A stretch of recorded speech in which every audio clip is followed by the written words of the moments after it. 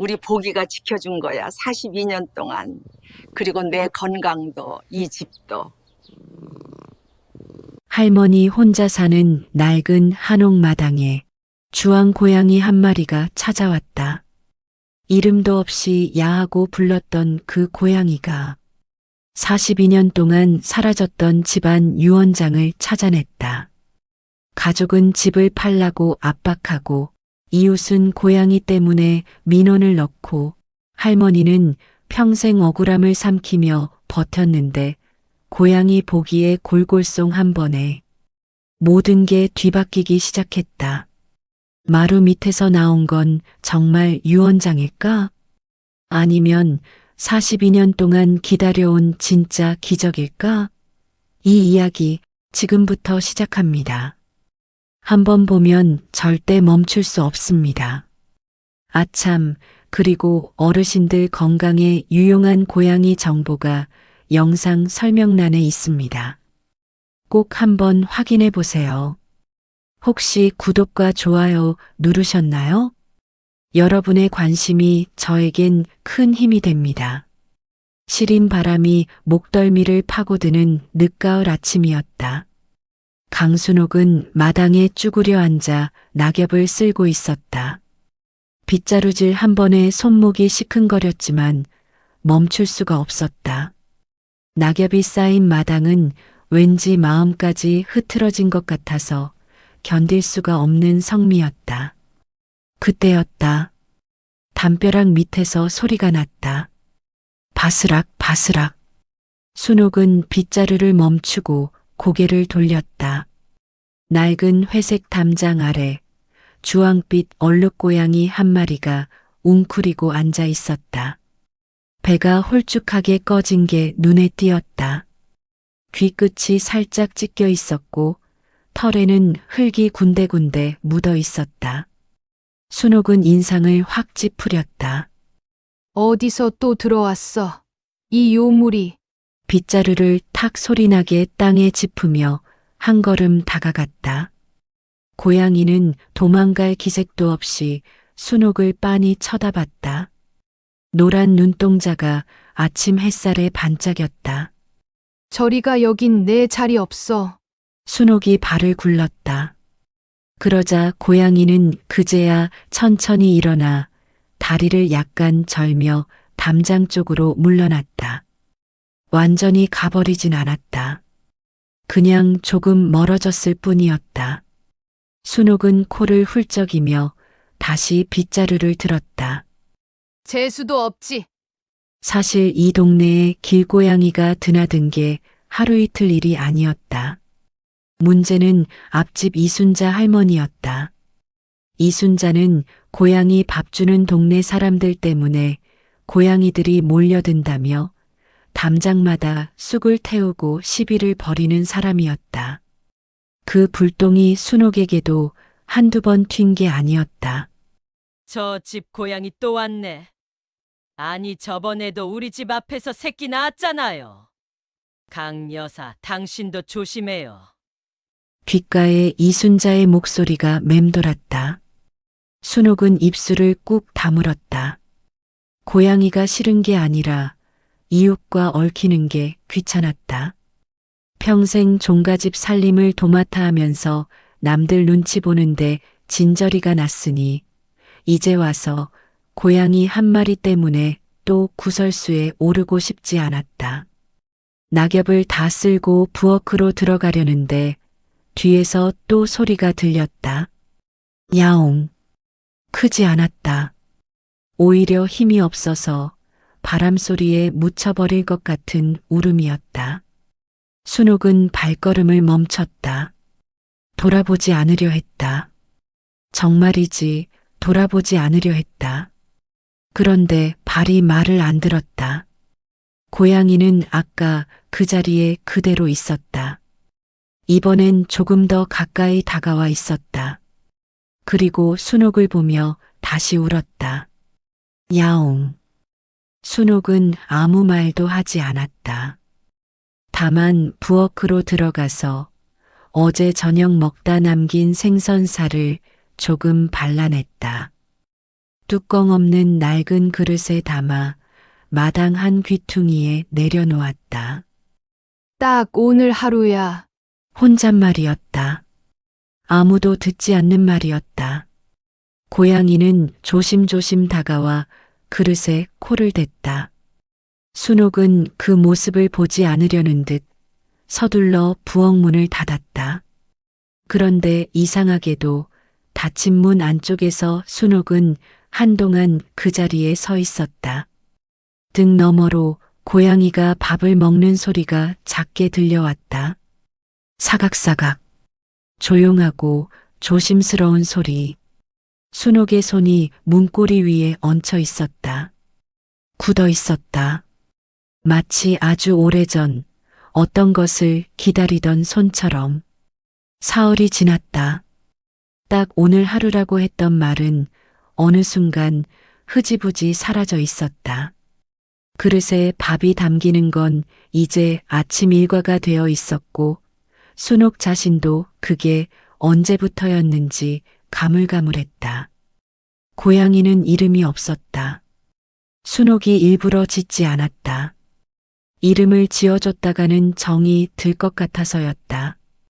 그래서 그냥 야야 하고 불렀는데 고양이는 그 소리에도 귀를 쫑긋 세우며 달려왔다. 아니 이놈 봐라. 입으로는 구박이었지만 손은 어느새 고양이 등을 한번 쓰다듬고 있었다. 그날 오후였다. 강 여사, 철대문 너머에서 날카로운 목소리가 들려왔다. 순옥은 미간을 좁히며 대문을 열었다. 이순자 할머니가 서 있었다. 75, 순옥보다 5살 위인 이 여자는 언제나 스웨터를 단정하게 여며 입고 눈썹을 항상 약간 올린 채로 사람을 대했다. 그 주황 고양이 당신네 집에서 밥 주는 거죠? 단도직입적으로 물었다. 뭐가요? 아침마다 우리 집 쪽에서 오더니 당신네 마당에서 나오던데요. 밥 주면 안 돼요, 강 여사. 밥 주면 그게 영역 잡히는 거고. 거기다 새끼라도 낳으면 우리가 다 피해보는 거잖아요. 순옥은 잠깐 말이 없었다. 한 번 줬어요. 한 번이 어디 한 번이에요. 한 번 주면 매일 오는 거지. 이순자의 말은 틀리지 않았다. 하지만 틀리지 않다고 해서 다 맞는 말도 아니었다. 다리를 절더라고요. 순옥이 천천히 말했다. 배가 너무 홀쭉했고 귀도 찢겨 있었어요. 이순자는 잠깐 멈칫했다. 하지만 이내 고개를 가로저었다. 그래도 안 돼요. 길고양이한테 정 주면 안 돼. 우리가 책임 못 지잖아요. 이순자가 돌아서자 순옥은 대문을 닫으며 나지막하게 중얼거렸다. 그러게 말이에요. 정이 들면 안 된다는 걸 누구보다 잘 알았다. 그래서 이름도 안 지었고 안으로 들이지도 않았다. 그런데 그게 참 뜻대로 되지 않는 게 문제였다. 이틀 후 더 큰 문제가 생겼다. 초인종 소리가 났다. 문을 열자 모르는 남자가 서 있었다. 아니, 정확히는 모르는 얼굴은 아니었다. 보는 순간 배에서 뭔가 단단한 게 조여드는 것 같았다. 큰어머니, 저예요. 만수. 박만수, 55세. 남편의 조카, 시숙의 아들, 마지막으로 본 게 3년 전이었다. 그때도 돈 얘기를 하러 왔었다.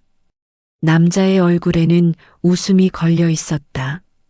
그런데 그 웃음이 눈까지 올라오질 않았다. 잘 지내셨어요? 무슨 일로? 순옥은 문을 반만 열고 서 있었다. 아이고, 큰어머니도 참. 큰어머님 보고 싶어서 왔죠? 들어가면 안 돼요? 박만수는 웃음을 거두지 않았다. 오히려 더 환하게 웃으며 발 한쪽을 문틈 안으로 들여놨다. 순옥의 손이 문고리를 꽉 쥐었다. 마당 안쪽 어디선가 고양이가 낮게 울었다. 그르르르. 박만수가 고개를 돌려 마당 안을 흘깃봤다. 큰어머니, 고양이 키우세요? 아니, 안 키워. 마당에 밥그릇이 있던데요? 순옥은 아무 말도 하지 않았다.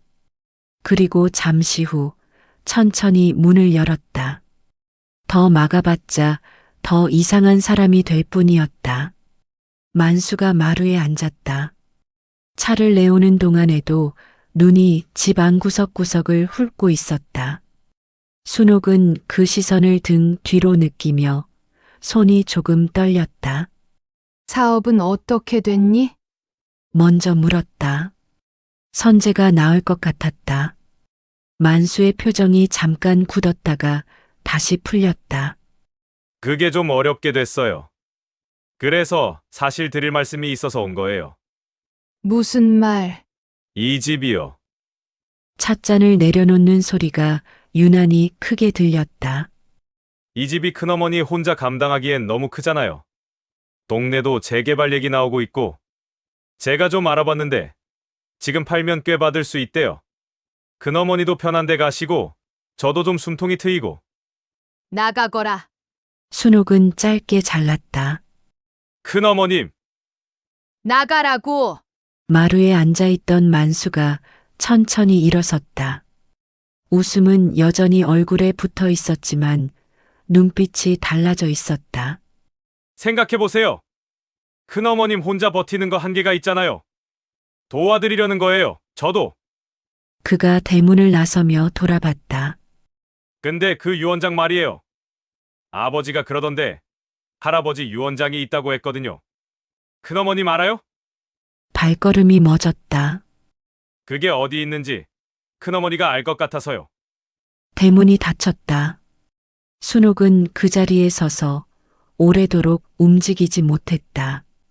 마당에서 고양이가 올라와 발등 위에 몸을 비볐다. 차갑고 조그만 온기였다. 유원장. 42년. 그 이름이 입안에서 맴돌았지만 소리로 나오지는 않았다. 사흘 후 아들 강호철이 왔다. 예고도 없이 들이닥친 건 만수와 마찬가지였다.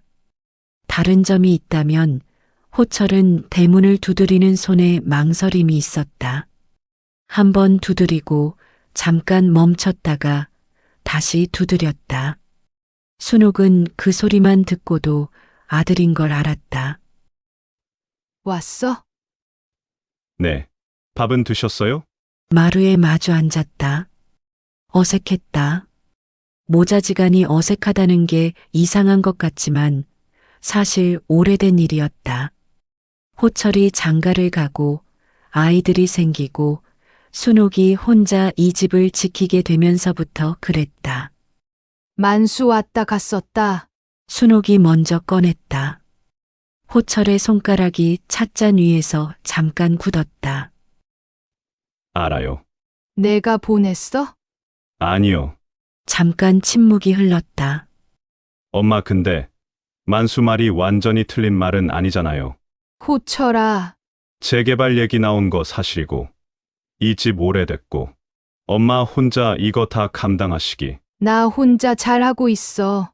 엄마 무릎이 얼마나 안 좋은 줄 알아? 지난번에 계단에서 미끄러졌다는 것도 옆집 아주머니한테 전화 받고 알았어. 엄마한테서 들은 게 아니라. 순옥은 입을 다물었다. 호철이 낮게 숨을 내쉬우며 무조건 이 집 지키는 게 고집인지 용기인지 나는 모르겠어. 근데 엄마가 혼자 쓰러지는 거 내가 제일 무섭거든. 말이 이상하게 박혀들었다. 순옥은 빈 찻잔을 내려다봤다. 무릎이 나쁜 건 맞았다. 계단에서 미끄러진 것도 맞았다. 그런데 그게 이 집을 나가야 하는 이유가 되는지는 여전히 알 수 없었다. 난 이 집에 시집 왔어. 여기서 너 낳고 여기서 아버지 보냈어. 이게 그냥 집이야? 목소리가 조금 흔들렸다. 순옥은 얼른 찻잔을 들어가렸다.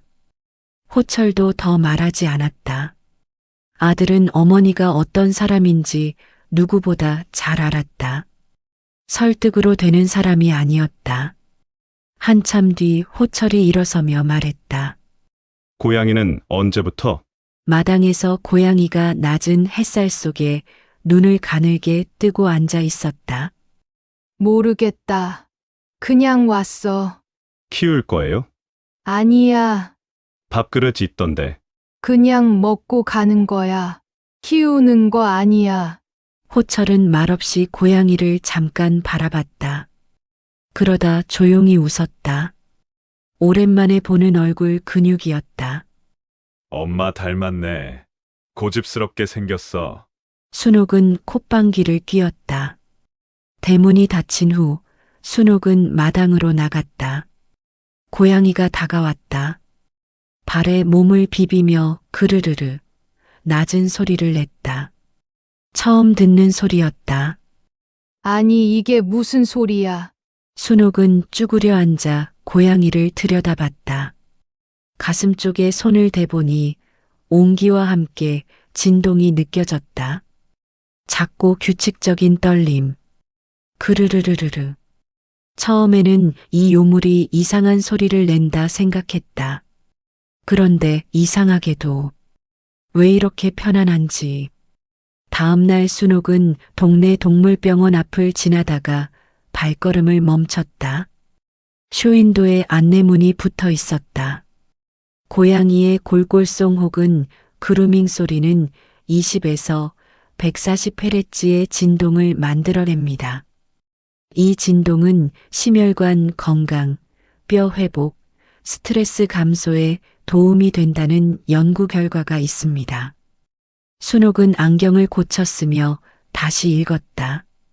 그리고 또 읽었다. 안으로 들어가려다 멈칫했다가 결국 문을 열었다. 병원 안에 젊은 여자가 있었다.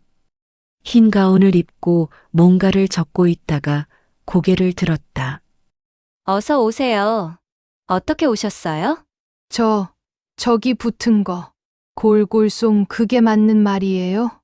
여자가 방긋 웃었다. 맞아요. 할머니, 저 수의사 김지은인데요. 자세히 설명해 드릴게요. 순옥은 들어가 앉았다. 오래 앉아 있었다. 그날 저녁 고양이에게 처음으로 이름을 붙여줬다. 복이 소리내어 부르지는 않았다. 그냥 마음속에서만. 아직은 그것으로 충분했다. 그런데 그날 밤 박만수에게서 문자가 왔다. 큰어머니, 그 유언장 말이에요. 원본이 없으면 법적으로 효력이 없어요. 제가 아는 변호사한테 물어봤거든요. 상속은 법대로 가게 됩니다. 생각해 보세요. 순옥은 휴대폰을 엎어놨다. 옆에서 보기가 그르르르 울었다. 떨리는 손이 조금씩 멎어갔다. 겨울이 문턱을 넘어오고 있었다. 보기는 어느새 마루 끝에서 자고 있었다. 안으로 들인 건 아니었다. 그냥 마루 끝까지는 올라와도 된다고 어느 날 순옥이 쫓지 않았을 뿐이었다. 고양이란 것들은 그런 빈틈을 귀신같이 알아채는 모양이었다. 아침마다 보기가 옆에서 그르르르 울면 순옥의 하루가 시작됐다. 무릎이 시큰거리는 날도 손이 붓는 날도 그 소리를 들으면 이상하게 몸을 일으킬 힘이 생겼다. 김지은 수의사가 했던 말이 떠올랐다. 진동이 뼈 주변 조직에 자극을 줘서 노인분들 관절에 특히 도움이 된다는 연구들이 있어요. 물론 치료는 아니지만 함께 있는 것만으로도 심장이 안정된다는 건 여러 번 확인된 사실이에요. 순옥은 그 말을 반신반의했다. 하지만 몸이 먼저 알아챘다. 혈압이 조금 내려갔고 지난달엔 무릎 통증으로 새벽 2시에 깨는 일이 줄었다. 그런데 평화는 오래가지 않았다. 그날 오전 앞집 이순자가 또 대문 앞에 나타났다. 강 여사, 저번에 내가 뭐라고 했어요? 이순자의 목소리는 평소보다 날이 서 있었다. 손에 쓰레기 봉투를 들고 있었는데 겉면에 고양이 발자국이 찍혀 있었다. 어젯밤에 우리 집 봉투 다 뜯어놨어요. 이게 한두 번이에요? 이순자 씨, 그게 우리 복이인지 어떻게? 우리 복이요? 이순자의 눈이 커졌다. 이름까지 지어줬어요? 강 여사 이름 지으면 끝이에요. 그건 이제 완전히 키우는 거잖아. 순옥은 입을 다물었다. 실수였다. 이름을 소리내어 부른 건 그게 처음이었는데 하필이면 이순자 앞에서였다. 동네 민원 넣을 수도 있어요. 내가 길고양이 민원은 구청에서 다 처리하거든요. 마음대로 해요. 순옥이 짧게 받아쳤다. 이순자는 잠시 순옥을 노려봤다. 그러다 뜻밖의 말을 했다. 나도 이러고 싶지 않아요. 목소리가 조금 낮아져 있었다. 우리 아들이 치매 초기거든요. 저번 달에 진단받았어요. 나 혼자 감당하고 있는데 밤마다 고양이 소리에 애가 깨면 내가 어떻게 해요? 순옥은 말을 잃었다. 이순자는 더 말하지 않았다. 봉투를 들고 돌아서며 등을 보였다. 굽은 어깨가 생각보다 많이 작아 보였다. 순옥은 대문을 닫으며 가슴 어딘가가 싸늘해지는 걸 느꼈다. 그날 오후 박만수가 다시 왔다. 이번엔 혼자가 아니었다. 옆에 양복 차림의 남자가 한 명 더 있었다. 서류 가방을 들고 있었다. 큰어머니, 제가 아는 법무사예요. 그냥 한 번 얘기만 들어보시라고요. 순옥은 대문을 열지 않았다. 만수야, 네, 큰어머니. 너 할아버지 유 원장 진짜 없다고 생각하니? 대문 너머로 잠깐 침묵이 흘렀다. 원본이 없으면 없는 거나 마찬가지잖아요. 그러냐? 순옥은 짧게 답했다. 그럼 됐어. 돌아가거라. 큰어머니, 법대로 하고 싶으면 법대로 해. 나도 준비해 놓을 테니. 대문은 열리지 않았다. 발소리가 멀어지고 나서도 순옥은 한동안 대문 안쪽에 기대어 있었다. 준비해 놓겠다고 했지만 사실 아무것도 없었다. 유 원장은 42년 전에 사라졌다. 남편의 어머니, 그러니까 시어머니가 돌아가시던 해였다. 유 원장이 있다는 말만 들었지 실물을 본 사람이 없었다. 모두 없어졌다고 했다. 순옥만 빼고. 순옥은 시어머니가 임종 직전에 건네던 말을 아직 기억했다. 순옥아, 고양이 조심해라. 그때는 무슨 뜻인지 몰랐다. 그냥 노인의 헛소리라 생각했다. 그런데 지금 마당에서 보기가 그르르르 울었다. 순옥의 눈이 천천히 마루 쪽으로 향했다. 마루 밑. 그 낡은 나무 마루 아래에는 아직 한 번도 열어본 적 없는 공간이 있었다. 그날 이후로 순옥은 마루 밑을 자꾸 쳐다보게 됐다. 열어볼 생각은 없었다. 아니, 정확히는 열었다가 아무것도 없으면 어쩌나 싶었다. 42년을 버텨온 작은 가능성이었다. 확인하는 순간 사라져버릴 것 같아서 그냥 보고만 있었다. 보기는 그런 순옥을 꼭 따라다녔다. 순옥이 마루에 앉으면 보기도 왔다. 순옥이 부엌에 가면 보기도 따라왔다.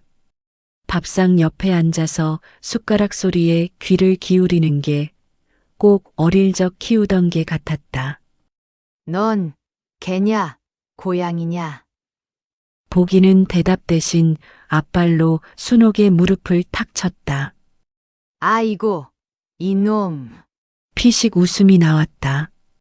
요즘 들어 혼자서 소리내어 웃는 일이 늘어났다. 이게 다 이 고양이 때문이었다. 그 즈음 김지은 수의사가 동네 복지관에서 강의를 한다는 소식을 들었다. 반려동물과 노인 건강이라는 주제였다. 순옥은 처음에 갈 생각이 없었다. 그런데 이순자 할머니 생각이 났다. 구분 등 혼자 감당한다던 목소리. 복지관에 갔더니 이순자가 와 있었다. 두 사람은 서로를 보고 잠깐 굳었다가 시선을 피했다. 김지은이 강의를 시작했다. 고양이의 골골송은 단순한 만족의 표현이 아니에요. 아프거나 불안할 때도 내는 소리거든요. 자기 자신을 스스로 치유하는 진동이기도 해요. 이순자가 팔짱을 끼고 앉아 있었다. 표정은 여전히 딱딱했다. 이 진동이 사람에게도 전달되면 심박수가 안정되고 혈압이 낮아지고 수면의 질이 올라가는 효과가 있어요. 특히 혼자 사시는 노인분들에게 반려동물이 있는 것과 없는 것의 차이는 생각보다 훨씬 커요. 강의가 끝나고 나오는 길에 이순자가 순옥 옆에 섰다. 그 복이인가 뭔가. 밤에도 울어요? 아니요. 밤엔 조용해요. 쓰레기 봉투는요? 제가 밤에 끈 단단히 묶어서 내놓을게요. 이순자가 잠깐 순옥을 봤다가 시선을 돌렸다. 뭐, 그럼 됐어요. 그게 전부였다. 하지만 그것으로 충분했다. 집으로 돌아오는 길, 순옥의 발걸음이 생각보다 가벼웠다. 그런데 대문을 여는 순간 심장이 철렁 내려앉았다. 마당이 엉망이었다. 화분이 쓰러져 있었고 장독대 뚜껑 하나가 깨져 있었다. 마루 아래쪽 판자가 하나 들려 있었다. 누군가 다녀간 것이 분명했다. 복이야. 순옥이 불렀다. 한동안 아무 소리가 없었다. 심장이 빠르게 뛰었다. 그때 마루 아래 어두운 쪽에서 소리가 났다. 야옹. 보기가 마루 밑에서 기어 나왔다. 온몸에 먼지를 뒤집어 쓰고 있었다. 순옥은 고양이를 끌어안았다. 처음으로 의식하지 않고 안았다. 다쳤어? 다친 데 없어? 보기가 순옥의 가슴에 얼굴을 묻고 그르르르 울었다. 순옥은 그 진동을 느끼며 천천히 마루 밑쪽을 바라봤다. 들려있는 판자. 누군가 이미 다녀갔다. 그런데 보기는 왜 마루 밑에 있었을까? 뭔가를 지키고 있었던 걸까? 순옥의 눈이 좁아졌다. 그날 밤 박만수에게서 전화가 왔다. 큰어머니, 오늘 근처에 잠깐 볼 일이 있어서요. 마당에 들어왔었지. 전화기 너머로 잠깐 숨소리가 들렸다. 무슨 말씀이세요? 장독대 뚜껑 내가 깼냐? 큰어머니, 제가 왜 그래요? 만수야. 순옥의 목소리가 낮아졌다. 다음에 또 들어오면 경찰 부른다. 전화를 끊었다. 손이 떨렸다. 그런데 무서운 것인지 화가 난 것인지 알 수 없었다. 아마 둘 다였다. 보기가 무릎 위로 올라왔다. 그르르르르르. 순옥은 고양이의 등에 손을 얹었다. 작고 규칙적인 진동이 손바닥을 타고 올라왔다. 심장이 조금씩 천천히 제 박자를 찾아갔다. 그날 이후 순옥은 잠을 제대로 자지 못했다. 마루 밑이 신경 쓰였다. 누군가 뒤졌다는 것, 그러나 아무것도 찾지 못한 것 같다는 것. 그 두 가지가 머릿속에서 맴돌았다. 사흘째 되던 아침, 보기가 무언가를 물고 왔다. 처음엔 쥐인 줄 알았다.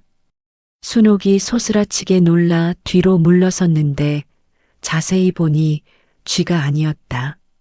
낡은 보자기였다. 비단으로 만든 빛이 바래고 먼지가 쌓인 조그만 보자기. 보기가 입에 물고 마루에서 내려와 순옥의 발 앞에 내려놨다. 이게 뭐야? 순옥은 무릎을 꿇고 보자기를 집어들었다. 낡은 천이 손가락 사이에서 부서질 것 같았다. 묶음이 있었다. 색실로 단단하게 묶인 매듭. 손이 떨렸다. 풀어야 하는 건지 망설여졌다. 그러다 결국 실을 조심스럽게 당겼다. 안에서 뭔가가 나왔는데 낡은 손수건, 그리고 그 안에 작고 누런 봉투. 순옥은 봉투를 들어 올렸다. 겉면에 글씨가 쓰여 있었다. 잉크가 번져 있었지만 읽을 수 있었다. 순옥에게 필체를 보는 순간 숨이 막혔다. 시어머니였다. 돌아가신 시어머니의 글씨였다. 평생 잊어본 적이 없는 바늘처럼 곱고 단정한 글씨였다. 손이 멈췄다. 보기가 곁에 앉아 순옥을 올려다봤다. 봉투 안에는 접힌 종이가 들어 있었다. 꺼내는 손이 떨려서 종이 끄트머리가 찢어질 뻔했다. 시어머니가 쓴 편지. 날짜는 43년 전이었다. 순옥아, 내가 이걸 읽을 때 나는 없겠지. 그래도 꼭 전해야 할 것들이 있어서 썼다. 이 집은 내 것이다. 마루 밑 안쪽 기둥 뒤에 붉은 천을 두른 나무 상자를 두었단다. 아무도 알려주지 않는단다. 내가 직접 찾아야 한다. 찾아야 내 것이 된다. 순옥의 눈이 멈췄다. 내가 직접 찾아야 한다. 그 다음 줄을 읽는데 눈물이 떨어졌다. 닦으려 했는데 손이 올라가지 않았다. 그냥 종이 위에 떨어졌다. 번졌다. 나는 내가 고생한 거 다 알아. 한 번도 말 안 해도 다 알았어. 그러니까 억울해하지 마라. 내 몫은 내 것이다. 순옥은 그 자리에 주저앉았다. 마당 한쪽에서 바람이 불었다. 낙엽 몇 장이 휘돌아 날아갔다. 기와 끝에서 하늘이 보였고 맑고 시린 하늘이었다. 어머니, 아주 작게 바람에 묻히는 소리로 보기가 순옥의 무릎 위로 올라왔다. 그르르르르르. 낮고 안정적인 진동이 허벅지를 타고 올라왔다. 42년이었다. 시어머니는 아무에게도 말하지 않았다. 순옥에게만 이 편지 한 장으로 남긴 것이다. 찾는 사람이 임자라는 뜻이었다. 그리고 그 사람은 처음부터 순옥이어야 했다. 유언장은 아직 못 찾았다. 편지만으로는 법적 효력이 없다는 걸 순옥도 알았다. 원본이 있어야 했다. 그런데 편지에는 이렇게 쓰여 있었다. 마루 밑 안쪽 기둥 뒤 붉은 천을 두른 작은 나무 상자가 있다. 편지를 읽은 날 밤 순옥은 잠을 자지 않았다. 이불 속에 누워 천장을 보다가 새벽 2시쯤 일어났다. 보기가 발치해서 눈을 떴다. 어두운 방 안에서 노란 눈동자 2개가 반짝였다. 보가 나 좀 도와줘야겠다. 순옥이 낮게 말했다. 보기가 일어나 앞장서는 것처럼 마루 쪽으로 걸어갔다. 순옥은 손전등을 챙겼고 무릎 보호대도 찼다. 마루 밑을 들여다보려면 쪼그려 앉아야 했는데 마루 판자는 예전부터 한쪽이 헐거웠다. 남편이 살아있을 때 고쳐야겠다고 했다가 끝내 못 고친 자리.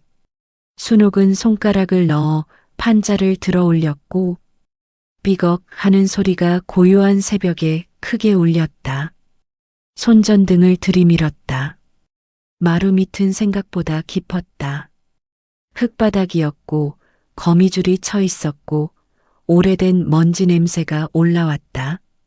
순옥은 손전등을 안쪽으로 밀어 넣으며 천천히 훑었다. 왼쪽, 오른쪽, 기둥 옆 구석. 처음엔 아무것도 없었다. 그때 보기가 마루 판자 틈새에 코를 들이밀었다.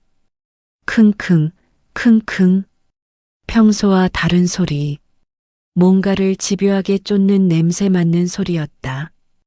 고양이의 코는 사람보다 수만 배 예민하다고 했다. 오래된 나무 냄새, 삭은 비단 냄새, 수십 년 묵은 종이 냄새. 보기에겐 그게 어떻게 느껴졌을지 알 수 없었다. 다만 보기는 틀림없이 뭔가를 맡고 있었다. 순옥은 손전등 각도를 바꿨다. 기둥 바로 뒤쪽, 흙이 조금 다르게 다져진 곳이 보였다. 색이 약간 어두웠다. 습기가 닿지 않은 자리였다. 마루 판자와 기둥이 맞물린 안쪽, 바람도 들어오지 않는 구석. 오래전 누군가 손을 댄 흔적 같았다. 순옥은 무릎을 꿇고선 마루 밑에 팔을 넣었다. 어깨까지 들어갔고 흙이 차가웠다. 손끝에 뭔가 딱딱한 것이 닿았다. 심장이 멎는 것 같았다. 천천히 당겼다. 걸리는 것 없이 나왔다. 꺼내보니 작은 나무 상자였다. 붉은 천이 둘러져 있었고 천은 사가 있었지만 상자 자체는 단단했다. 뚜껑이 꼭 맞물려 있어서 안쪽 공기가 바깥과 거의 차단돼 있었다. 편지에서 읽었던 그대로였다. 붉은 천을 두른 작은 나무 상자. 순옥은 상자를 가슴에 안고 한동안 움직이지 않았다. 보기는 이미 관심을 잃은 듯 마루 위로 올라가 앉아 있었다. 냄새를 쫓았을 뿐이었다. 그게 무엇인지는 알 리 없었다. 그런데 그 무심한 뒷모습이 이상하게 고마웠다. 보기가 옆에 앉아 그르르르 울었다. 내가 지키고 있었구나. 순옥은 그렇게 믿고 싶었는지 모른다. 뚜껑이 열리고 안에는 반으로 접힌 종이가 있었다. 누렇게 변색됐지만 온전했다. 잉크가 흐리지 않았다. 글씨가 살아있었다. 맨 위에 두 글자가 보였다. 유언. 순옥의 손이 덜덜 떨렸다. 종이를 펼치고선 한 줄 한 줄 읽어 내려갔다. 읽을수록 눈물이 흘렀다. 소리 없이 그냥 흘렀다. 이 집과 이 집에 딸린 모든 재산은 며느리 강순옥에게 물려준다. 그는 이 집안의 진짜 기둥이었다. 날짜, 도장, 서명, 42년 전 시아버지의 필체였다. 유언장은 거기 있었다. 처음부터 거기 있었다. 아무도 찾지 못했던 게 아니라 아무도 찾으려 하지 않았던 것이었다. 순옥은 유언장을 가슴에 꼭 안았다. 보기가 무릎 위로 올라와 얼굴을 비볐다. 그르르르르르르. 긴 진동이 온몸을 타고 흘렀다. 새벽 3시의 한옥마당에 바람이 지나갔다. 낙엽이 마당을 한 바퀴 돌다가 멈췄다. 아침이 밝았다. 순옥은 유언장을 다시 읽었고 또 읽었다. 세 번째 읽을 때는 내용이 아니라 글씨를 봤다. 시아버지의 손이 이 종이 위를 움직였을 때 그 사람의 마음이 어땠을까를 생각했다. 평생 말이 없는 어른. 칭찬 한마디 없었고 고맙다는 말도 없었다. 그런데 이 종이 위에는 다 있었다. 이 집안의 진짜 기둥이었다. 순옥은 부엌에서 밥을 지었다. 밥이 되는 동안 보기에게 아침밥을 줬다. 보기는 기분이 좋은 날이면 밥그릇에 얼굴을 묻기 전에 한번 그르르르 하고 울었는데 오늘이 그런 날이었다. 오전 10시 순옥은 전화를 2군데 했다. 첫 번째는 아들 호철에게였다. 엄마, 무슨 일이에요? 유언장 찾았어. 뭐라고요? 시아버지 유언장. 마루 밑에 있었어. 마루 밑에요? 그래, 우리 보기가 찾아줬어. 또 침묵이 흘렀다. 보기가 누구예요? 내가 키우는 고양이야. 올 수 있니? 지금 바로 갈게요. 두 번째 전화는 김지은 수의사에게였다. 선생님, 저 강순옥인데요. 저번에 도움 많이 받아서요. 변호사 좋은데 아는 곳 있어요? 김지은이 잠깐 놀라는 기색이었다가 이내 목소리가 밝아졌다. 할머니, 무슨 일 있으세요? 좋은 일이에요. 오래된 일이 풀릴 것 같아서. 호철이 도착한 건 1시간 후였다. 아들은 유언장을 보고 말을 잃었다. 손에 들고 앞뒤를 확인하고 날짜를 보고 서명을 봤다. 엄마, 이게 진짜야? 42년 됐어. 진짜지. 어떻게 이게 마루 밑에서? 어머니가 거기 두셨어. 보기한테 맡기셨던 거야. 순옥은 그렇게 믿고 싶었는지 모릅니다. 시어머니가 말한 고양이를 조심하라는 이야기는 그저 그 시대의 인식일 뿐이지 않을까? 호철이 고양이를 내려다봤다. 보기는 마루 위에서 햇살을 받으며 눈을 가늘게 뜨고 있었다. 태평한 얼굴이었다. 고양이가 유언장을 지켰다고요? 그래. 그게 말이 돼요? 말이 되더라. 호철은 한동안 보기를 바라봤다. 그러다 천천히 쭈그려 앉았다. 손을 내밀었다. 보기가 코를 킁킁거리더니 머리를 들이밀었다. 아들의 눈에서 뭔가가 흔들렸다. 엄마, 나 이 집 팔자고 했는데 알아. 미안해요. 순옥은 아무 말도 하지 않았다. 다만 부엌으로 가서 밥상을 차리기 시작했다. 그게 대답이었다. 말보다 오래가는 대답. 오후가 되자 박만수에게서 전화가 왔다. 이번엔 순옥이 먼저 받았다. 만수야, 네, 큰어머니. 저 사실 드릴 말씀이 유언장 찾았어. 전화기 너머가 싸늘해졌다. 큰어머니, 그게 42년 된 거면 법적으로 공증도 있어. 시아버지가 공증까지 받아두셨더라. 이번엔 긴 침묵이었다. 원본에 공증까지 있으면 효력 없다고 하기 어렵지. 내가 아는 변호사한테 다시 물어봐. 만수가 낮게 말했다. 큰어머니, 저도 그냥 억울해서 그런 거예요. 할아버지가 왜 저희 아버지한텐 아무것도 안 남기셨는지 그게 평생 이해가 안 됐어요. 처음으로 만수의 목소리에서 웃음이 사라진 채였다. 능글맞음도 없었다. 그냥 지쳐 보이는 중년 남자의 목소리였다. 순옥은 잠깐 눈을 감았다. 그건 나도 몰라. 그 어른 마음은 그 어른만 알지. 근데 만수야, 내 아버지가 우리 집에서 얼마나 밥을 먹었는데 우리가 남이야? 대답이 없었다. 사업 얼마나 힘드니? 만수가 전화기 너머에서 조용히 숨을 들이켰다. 많이요. 그럼 나한테 솔직하게 말하지. 왜 남의 집 마당에 몰래 들어와? 죄송해요. 큰어머니. 이번엔 진짜 같았다. 순옥은 그걸 느꼈다. 사람 마음은 오래 살다 보면 목소리로 알아챘다. 다음 주에 와라. 밥 먹자. 전화를 끊었다. 보기가 무릎에 올라왔다. 그르르르르르르. 진동이 길게 이어졌다. 순옥은 눈을 감고 그 소리를 들었다. 시어머니가 보낸 것인지 그냥 고양이인지 알 수 없었다. 어쩌면 그 경계가 별로 중요하지 않았다. 42년이 이렇게 풀렸다. 마루 밑에서 붉은 천에 쌓인 채로 내내 거기 있었다. 기다렸던 것은 유언장이 아니었다.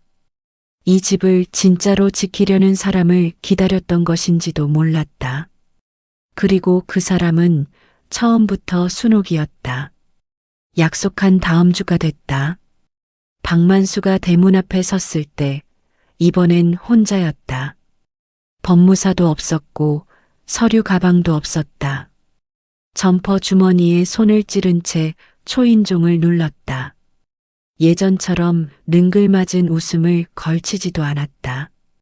순옥이 대문을 열었다. 왔어. 네. 큰어머니. 마당으로 들어서는 만수의 눈이 보기에게 갔다. 보기는 마루 위에서 만수를 빤히 봤다. 꼬리를 감춘 채로 저번에 마당 들어왔을 때 이놈한테 들켰지? 네, 긁혔어요. 손등이. 잘 됐네. 순옥이 짧게 말하고 부엌으로 들어갔다. 만수는 어쩔 줄 몰라 하며 마루 끝에 걸터 앉았다. 밥상이 나왔다. 소박했다. 된장찌개, 김치, 시금치나물, 계란말이. 순옥이 혼자 먹는 밥상에서 반찬 2개가 더 늘어난 것뿐이었다. 그런데 만수는 그 밥상을 보고 눈을 잠깐 내리깔았다. 어릴 때 여기서 밥 먹었잖아요. 먹었지. 명절마다 왔었는데 아버지랑 그랬지. 아버지가 늘 그랬어요. 본가 음식이 제일 맛있다고. 순옥은 아무 말 없이 찌개를 떠서 만수 앞에 놓아줬다. 만수가 숟가락을 들었다가 내려놨다. 큰어머니, 저 사실 유언장 태운 거 아니에요. 순옥의 손이 멈췄다. 아버지가 그랬어요. 젊었을 때 할아버지 돌아가시고 얼마 안 돼서 유언장 봤다고. 며느리한테 다 준다는 거 보고 화가 나서 없앴다고. 알아. 만수가 고개를 들었다. 알았어요? 짐작은 했어. 그때 분위기가 그랬으니까. 근데 왜 아무 말도 안 하셨어요? 순옥은 천천히 된장찌개를 한술 떴다. 말해서 뭐해. 이미 없어진 거. 싸워봤자 남는 게 없잖아. 만수가 입술을 깨물었다. 아버지가 잘못한 거 알아요. 저도 근데 아버지는 평생 억울해했어요. 형한테 밀려서, 형네 며느리한테 밀려서. 그게 저한테도 쌓인 거예요. 어릴 때부터. 순옥은 만수를 봤다. 55세. 그래도 순옥 눈엔 어릴 때 명절마다 마당에서 뛰어놀던 아이였다. 무릎이 까져도 울지 않으려고 입술 깨물던 아이. 만수야, 네, 너희 아버지 억울한 거 나도 알아. 근데 나도 억울했어. 42년을 억울했어. 우리 둘 다 억울한 거야. 만수가 고개를 숙였다. 죄송해요. 큰어머니. 진짜로. 밥 먹어. 그게 전부였다. 순옥은 더 말하지 않았다. 용서한다는 말도 괜찮다는 말도 하지 않았다. 다만 만수의 빈 그릇에 밥을 한 번 더 담아줬다. 밥상 위로 조용히 숟가락 소리가 오갔다. 보기가 밥상 옆으로 슬금슬금 다가왔다. 만수의 발 옆에 앉아 꼬리를 세웠다. 만수가 조심스럽게 손을 내렸다. 보기가 코를 킁킁거렸다. 그러다 천천히 손등에 머리를 비볐다. 만수의 어깨에서 오래 굳어있던 무언가가 소리 없이 내려앉는 것 같았다. 그날 오후 이순자 할머니가 대문 밖에서 불렀다. 강 여사, 있어요? 순옥이 나갔더니 이순자가 뭔가를 들고 서 있었다. 작은 캔이었다. 고양이 간식이었다. 우리 아들이 어제 복지관에서 강의 듣고 왔어요. 고양이 소리가 치매 예방에도 좋다고. 순옥은 말없이 이순자를 봤다. 뭐, 그 복이인가 뭔가. 가끔 우리 쪽으로 와도 쫓진 않을게요. 이순자가 캔을 내밀었다. 퉁명스러운 얼굴이었지만 귀가 약간 빨개져 있었다. 순옥이 캔을 받았다. 고마워요, 이순자 씨. 뭐려. 이순자가 돌아서다가 멈췄다. 근데 강 여사, 저 사실 고양이 무서운 게 아니에요. 그냥 정들면 또 잃을 것 같아서. 뒷모습이 골목 모퉁이를 돌아 사라졌다. 순옥은 오래도록 그 자리에 서 있었다. 정들면 또 잃을 것 같아서 그 말이 가슴 어딘가에 조용히 박혔다. 이순자도 순옥도 결국 같은 마음이었다. 잃는 것이 무서워서 먼저 밀어냈던 것들. 고양이든 사람이든 보기가 발등에 와서 몸을 비볐다. 그르르르르르. 순옥은 쭈그려 앉아 보기를 안았다. 이번엔 망설임이 없었다. 겨울이 지나고 봄이 왔다. 한옥마당에 매화가 피었다. 남편이 살아있을 때 심은 나무였다. 해마다 피긴 했지만 올해는 유난히 가지가 많았다. 순옥은 아침마다 그 앞에 서서 잠깐 하늘을 봤다. 유언장은 법적 효력을 인정받았다. 공증이 살아있었고 원본이 온전했다. 담당 변호사는 42년 된 문서를 들여다보며 고개를 갸웃했다. 보존 상태가 매우 양호합니다. 어떻게 보관하셨어요? 마루 밑이요. 나무 상자에. 아, 그래서군요. 변호사가 고개를 끄덕였다. 밀폐된 나무 상자의 건조한 흙바닥 환경이 유지된 덕분입니다. 습기가 없으면 종이가 생각보다 오래 버텨요. 운도 좋으셨고요. 순옥은 그 말에 가만히 있었다. 운. 그렇게 부를 수도 있었다. 시어머니가 꼭 맞는 자리를 골랐고 꼭 맞는 상자를 썼고 아무도 손대지 않았고 보기가 냄새를 맡았다. 그 모든 것이 우연이라면 우연이었다. 그런데 순옥은 그것이 전부 우연이라는 생각이 들지 않았다.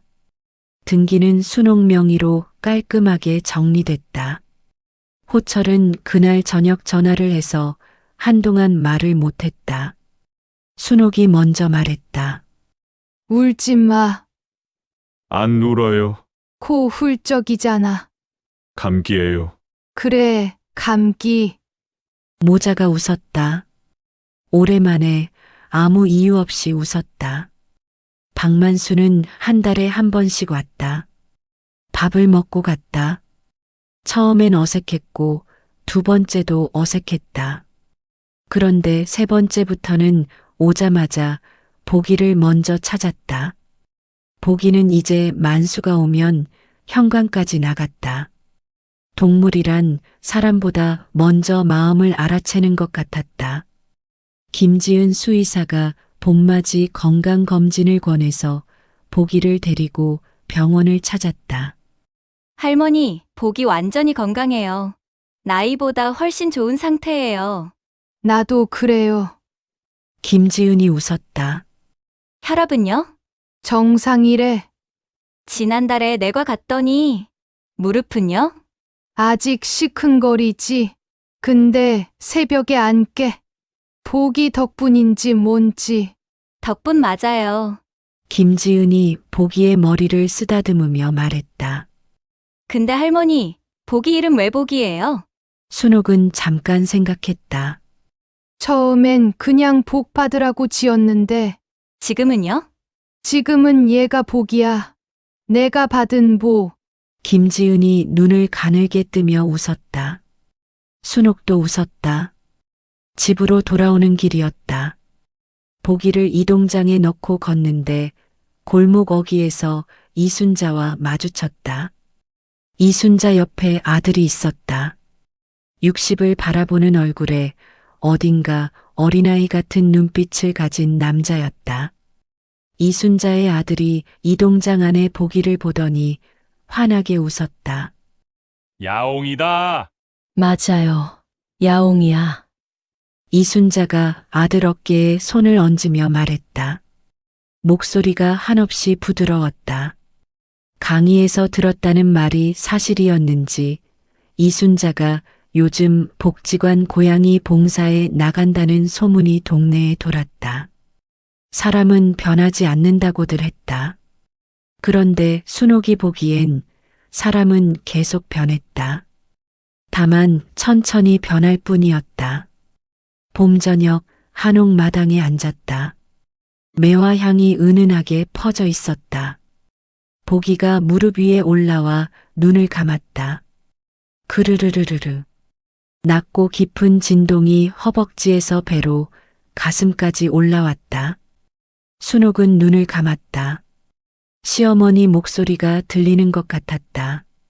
순옥아, 고양이 조심해라. 이제는 그 말이 다르게 들렸다. 조심해서 잘 봐라. 놓치지 마라. 그놈이 내 것을 지켜줄 거다. 그렇게 믿고 싶었다. 42년이 걸렸다. 집도 유언장도 아들과의 화해도 이웃과의 작은 평화도 다 42년이 걸렸다. 그런데 이상하게도 늦은 것 같지 않았다. 마당 매화나무 가지 끝에서 참새 한 마리가 울었다. 보기가 귀를 쫑긋 세웠다가 이내 다시 눈을 감았다. 쫓지 않았다. 그냥 같이 있었다. 순옥도 그랬다. 그냥 거기 앉아 봄 햇살을 받으며 오래도록 가만히 있었다. 이것으로 충분했다. 아니, 이것이 전부였다. 가장 뜻밖의 존재가 가장 오래된 상처를 낫게 한다. 늦었다고 생각할 때가 사실 딱 맞는 때다. 오늘 이야기 어떠셨나요? 오늘 영상이 마음에 드셨다면 구독과 좋아요는 정말 큰 힘이 됩니다. 아직 구독 안 하신 분들 지금 바로 구독 버튼 눌러주세요. 이런 따뜻한 이야기들을 꾸준히 전해드리겠습니다. 그리고 댓글로 여러분의 이야기도 들려주세요. 비슷한 경험이 있으셨나요?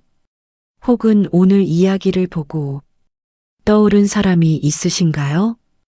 여러분의 이야기가 또 다른 누군가에게 위로가 될 수 있습니다.